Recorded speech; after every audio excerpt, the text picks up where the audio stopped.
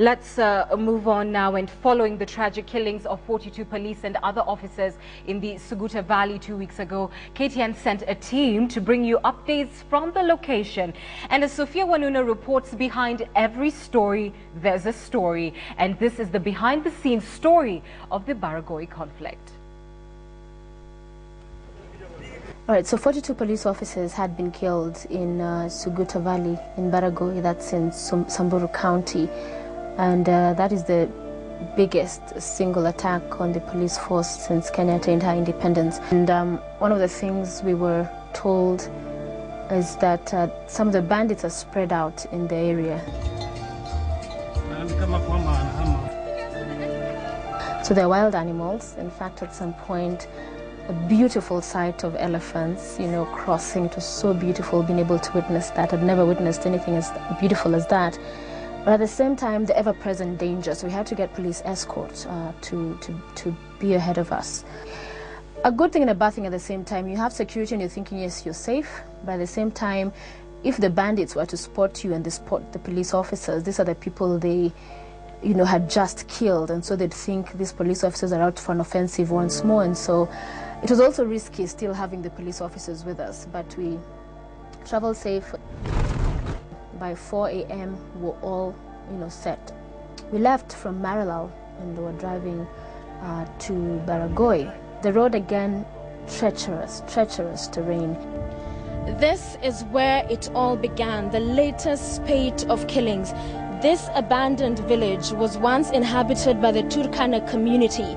Now, about 3 weeks ago, the Samburu came here in a retaliatory attack and took away 55 of their camels. However, in that incident, 12 of the Samburu were killed. As we were leaving, as much as it was abandoned, some tiny inhabitants had been left there. And so we were to realize that they had left with us, on us, fleas. It was now heading towards Suguta Valley. What was I thinking at the time? I was thinking about getting this story. I was thinking about getting to this place where these officers were killed and being able to show Kenyans this is where it all happened. So we got to where, as far as the vehicles could go, because the terrain now had become really rugged. There's no clear path and the rocks are huge. So we had to abandon our vehicles and put on our protective gear that is heavy. We set out Suguta Valley, just the standard group team. We had Muhammad Ali, my colleague from the Swahili department, cameraman Sam. We also had the standard newspaper team, determined to get to Suguta Valley. The whole time, what kept me going is we have to get to Suguta Valley, and this story has to be told today. Okay, so it was about a 4-hour walk. I won't kid you, I won't lie to you, it was hard. It was exhausting. The whole time I was thinking, God, be with us. It's an area that has very dangerous snakes.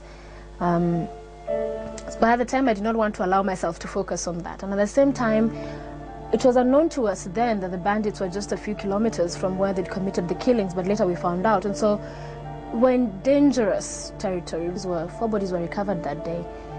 And they had decomposed. And so the whole area, it was the stench coming from that place was hard to bear. So we're traveling with the bodies.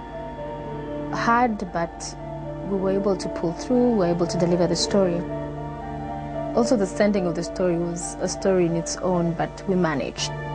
And so some very heartbreaking stories from the police officers. They were very unhappy. You could tell that they were demoralized a lot. So the days we had to travel from Marilal to Baragoi, we do about 8 hours. It's about 4 hours drive to and from. But we're glad to be back home. We're glad to have told the story. KTN was the first to arrive there, the first to leave. And for me, it's really about the team. We had a great team. On a stopover for a short call, there was music playing in the vehicle, and people just started dancing. So it was interesting. It was a light moment, to dance, and job done. Heading back home. We're still safe, although we're still somewhere in the middle of nowhere. The CEO called us, Sam Chalet, and to just say that we're doing a great job. It was really a highlight. And he spoke to everybody, the entire team, just telling guys, you're doing a great job. Are you okay? Take care. So that was really good of him. So the Standard Group Limited family, a great family indeed. Our promise to our viewers that we'll keep telling the stories. No matter where they are, KTN, you can trust, we'll be there and bring you the very latest, even and as when it happens.